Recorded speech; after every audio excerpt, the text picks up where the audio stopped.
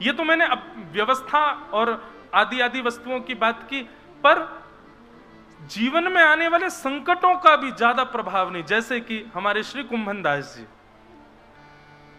अष्ट सखा श्री कुंभन दास जी मेरे को बहुत प्रिय लगते हैं। श्री कुंभन दास, कुंभन दास जी के जीवन चरित्र में वर्णन आता है कि कुंभन दास जी तिलक जब करते थे ना, उनके पास आरसी नहीं थी, शीशा नहीं था। एक कठौते में जल भरते और जल में छाया देखते अपने मुख की, तब तिलक लगाते थे, तब स्वरूप करते थे। कुंभन दास जी इतने दुर्बल थे कि उनके पास बैठने के लिए अच्छा वाला आसन नहीं था। गायों को खिलाने वाली घास फूस आदि जब सूख जाती, उसी से ही सुंदर कुशा का एक आसन बनाते, उस पर बैठते थे। कुंभन दास जी की स्थिति ऐसी थी कि राजभोग तो मंदिर में पाते थे, पर साईं के प्रसाद की कोई ठिकाना नहीं होता था कि घर पे बन पाएगा क्या। ऐसी स्थिति में श्री कुंभन दास जी थे, लेकिन कभी भी अपने चित्त से ठाकुर जी से शिकायत करियो कभी नहीं, निरंतर भजते थे ठाकुर जी को।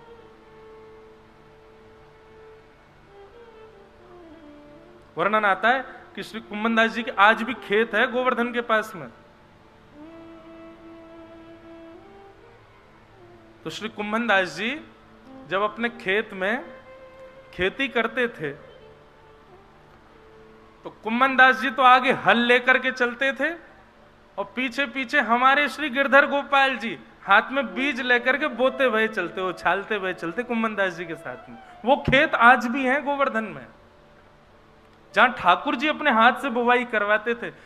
और ये कोई 5000 वर्ष द्वापर पहले की बात नहीं है, इसी कलिकाल में आज से 450-500 वर्ष पहले जब श्रीनाथ जी गोवर्धन में विराजते थे, तब की घटना है। कुंभन दास जी हल जोतते थे और ठाकुर जी पीछे पीछे बीज लेकर के उनके साथ में खेती करवाते थे कुंभन दास जी के संग। अब सामान्य मानवीय दृष्टि से देखो तो कुंभन दास जी के पास में भोजन को अन्न नहीं है, कुंभन दास जी के पास बैठने को आसन नहीं है, कुंभन दास जी के पास देखने को शीशा तक नहीं है। लेकिन भक्त दृष्टि से देखो तो पूरे जगत का जगत नियंता जगदाधार उनके साथ खड़ा है।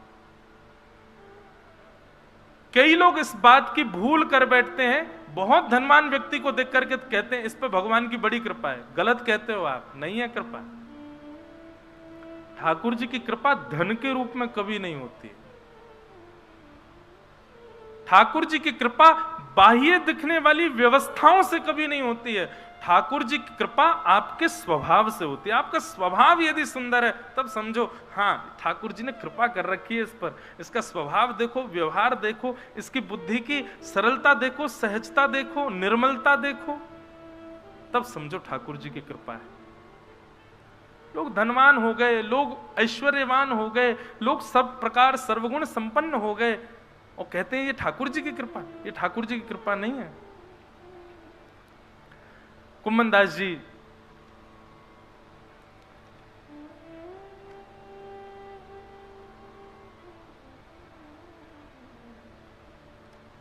खेती करते, ठाकुर जी पीछे लिए लिए उनके साथ खेती करवाते। इतने में ही साय के 4 साढ़े 4 बज गए और ठाकुर जी के उत्थापन दर्शन का घंटा बजने लगा मंदिर में। ठाकुर जी वहीं खड़े हैं कुंभन दास जी के साथ। ठाकुर जी वहीं खड़े हैं, संध्या का दर्शन का घंटा बजने लगा मंदिर में और कुंभन दास जी हल आदि छोड़ करके दौड़े और कुआं से जल्दी जल निकाला, अपने पांव धोने लगे, हाथ पोंछने लगे, मुख पर जल डालने लगे। ठाकुर जी बोले ए कुंभना क्या कर रहा है? ए सुनना रे, मंदिर को घंटा बज गो, दर्शन करवे जाऊंगो। ए बाबड़े मैं तो तेरे संग खड़ा हूं, मैं तेरे पीछे ही खड़ा हूं, मंदिर काय को भाग रहा हूं? फिर देख कैसो बाबड़ो, मैं संग ही बैठा हूं, संग ही खा रहा हूं, संग ही सब लीला कर रहा हूं, फिर वो मंदिर भाग रहा है। कुंभन दास जी बोले ठाकुर जी कि मेरे ऊपर कृपा है कि आज आप मेरे साथ खड़े हैं, मेरे साथ खाते हैं, मेरे साथ लीलाएं करते हैं, परंतु इस स्थिति में मुझे पहुंचाया तो मंदिर नहीं है ना। उस मंदिर का त्याग मैं नहीं कर सकता। जिस स्थिति, जिस मंदिर ने आपको इस योग्य मुझे बनाया, पहले आप नहीं आते थे तब आप मुझे वहीं मिलते थे, पहले जब आप मेरे साथ नहीं रहते थे तब मैं आपको वहीं देखता था, और आज आप मुझे मिल गए तो मैं उस स्थान का त्याग क्यों कर दूं? और दूसरी बात, यहां आप मेरे प्रेम के बल से आते हैं प्रभु, आज आ रहे हैं कल आएंगे इसकी कोई गारंटी नहीं है। पर मंदिर में तो आप आचार्य के आचार्यत्व से प्रतिष्ठित होकर के बैठे हैं, वहां से आप कहीं नहीं जाओगे, इसलिए मंदिर का त्याग मैं कभी नहीं कर सकता। ठाकुर जी संग खड़े तब भी कुंभनदास जी मंदिर भागते कि मैं मंदिर में दर्शन करूंगा।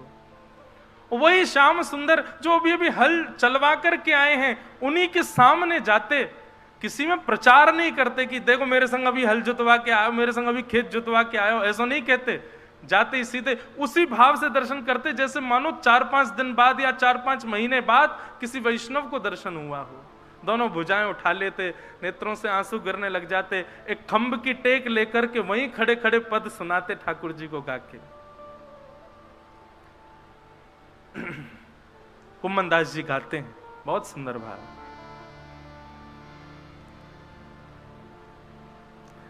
नैन पलक लागे नहीं रूप देख, नैन पलक लागे नहीं रूप देख। कितने सुंदर हैं ठाकुर जी कि एक बार जब श्याम सुंदर दिखते हैं ना, तो ये आंखों की पलकें जो हमारे वश में नहीं होती हैं, हमारी जितनी भी इंद्रियां हैं सब हमारे वश में है। हम जब चाहते हैं ये इंद्रियां तब वही क्रिया करती हैं, परंतु नेत्रों के जो ये पलक है ना, ये हमारे वश में नहीं। हम सोच के कभी पलक नहीं झपकते, अपने आप ही अपने आप होती रहती हैं, ये हमारे वश में नहीं होती। लेकिन कुम्मनदास जी कहते हैं जिस दिन श्याम सुंदर आपको वास्तव में दिख गए, आप चाहोगे भी ना तो भी आपकी पलक झपक नहीं पाएंगे, ऐसा है उनका रूप। आहा। नैन पलक लागे नहीं रूप देख, नैन पलक लागे नहीं। गोवर्धन के अंग अंग प्रीति, गोवर्धन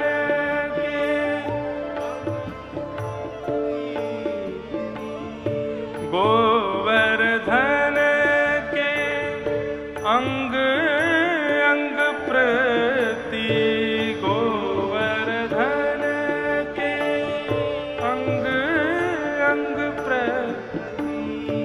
निरखी नैन मन रहत नहीं, निरख नैन मन रहत नहीं।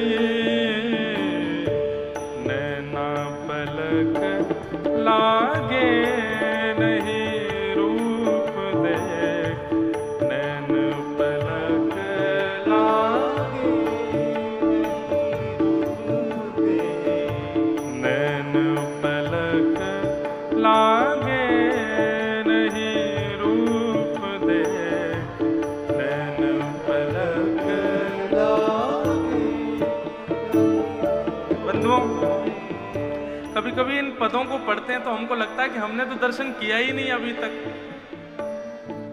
हम राधा रमण जी का दर्शन करने जाते हैं और चंद मिनटों में दर्शन करके फिर निकल भी आते हैं। इसका मतलब क्या है? कुम्मनदास जी जिस स्थिति का वर्णन कर रहे हैं, ये स्थिति हमारे साथ तो कभी घटी ही नहीं है। नैन पलक लागे नहीं रूप देख, गोवर्धन के अंग अंग प्रति, निरख नैन मन रहत नहीं। इसी भाव का वर्णन श्री प्रहलाद जी महाराज करते हैं। जब नृसिंह भगवान ने पूछा कि तुमको मेरे रूप से डर नहीं लगता, तब प्रहलाद जी कहते हैं ठाकुर जी मैंने पहले से ही विचार किया था कि जिस दिन आप आओगे, आपके पैर के नख से लेकर के आपके मुख तक एक एक रों का दर्शन करूंगा। पर क्या करूं भगवान, जब से आप पधारे हो ना, मेरे नेत्र आपके पैरों से ऊपर जा ही नहीं पाए। मैं जब से आप आए हो आपके चरणों को ही देख रहा हूं ठाकुर जी। आपके चरण ही इतने सुंदर हैं कि उनसे नेत्र में हटा नहीं पा रहा हूं। या तो बंधुओं हम लोगों ने अभी तक ठाकुर जी को देखा नहीं है, हमारी स्थिति वैसी भई नहीं है। अगर है जाती ना तो ये पद जो हम गा रहे हैं ये हमारे साथ घटता।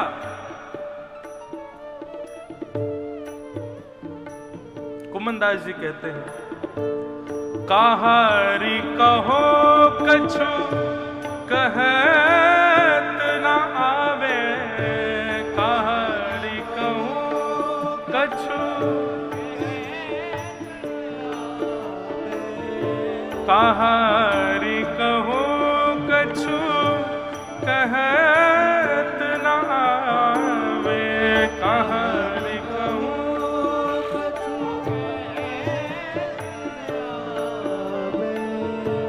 चित चुरायो वह मांग दही, चित चुरायो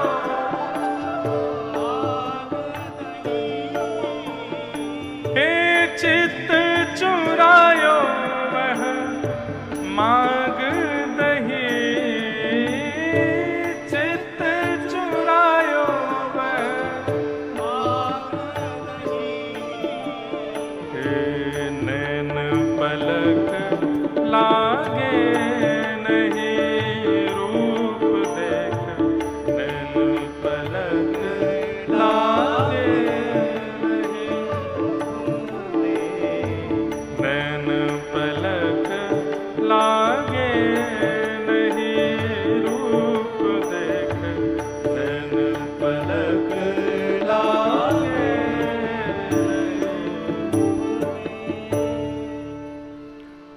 कुंभन दास दरस कर, कुंभन दास प्रभु के मिलवे की, सुंदर बात सबसों कही। 5 मिनट पहले ही जो क्रीड़ा करके आए हैं ठाकुर जी, उन्हीं ठाकुर जी का वही श्रृंगार है, वही स्वरूप है, वैसे ही सब कुछ है।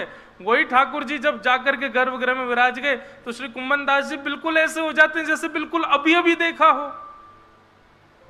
और देख करके अपनी स्थिति को कहते हैं कि क्या कहूं, किससे कहूं अपने हृदय की वेदना। इतने प्यारे हैं श्याम सुंदर, इन्होंने चित्त मेरा हरण कर लिया है। इतने सुंदर सुंदर रों हैं ठाकुर जी के, ऐसे सुंदर सुंदर अलकावली, ऐसे सुंदर अंग हैं ठाकुर जी के कि एक अंग को भी एक जीवन पर्यंत देखो तो भी कम पड़ जाएगा। ऐसे सुंदर है श्याम सुंदर। कुंभन दास जी का प्रसंग हमने क्यों उठाया था?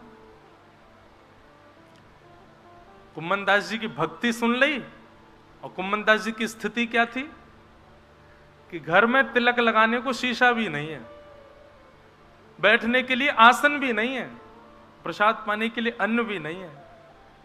वो है श्री कुंभन दास। लेकिन कभी भी अपनी स्थिति के चलते ठाकुर जी से कभी याचना की हो या अपनी स्थिति की उनको पीड़ा कभी हुई हो, ऐसा कभी नहीं हुआ। इसको कहते हैं तापत्रयोन्मूलनम।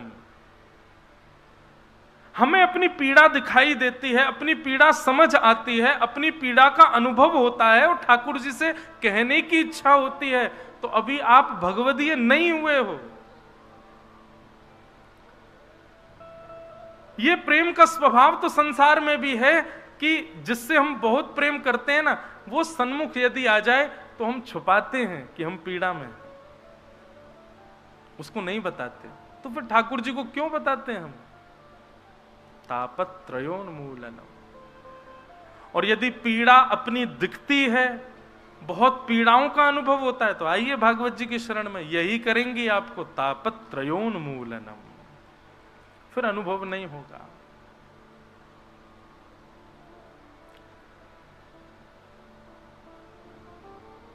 ये भागवत का चौथा लक्षण है, प्रयोजनम तापत्रयोन्मूलनम।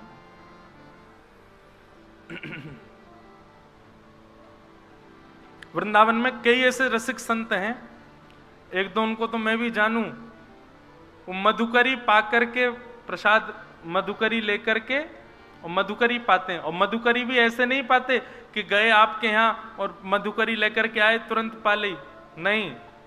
हमारे घर के बगल में, बिल्कुल बगल में ही है भागवत निवास, वहां के कई संत पतो कहा करें, मधुकरी लेकर के जाएंगे और फिर ब्रज की रज में गड्ढो करेंगे और जितनी मधुकरी लेके आए सब्जी अलग करके रोटी इनको वहां में गड्ढे में गाड़ देंगे भीतर ब्रज की रज में ही।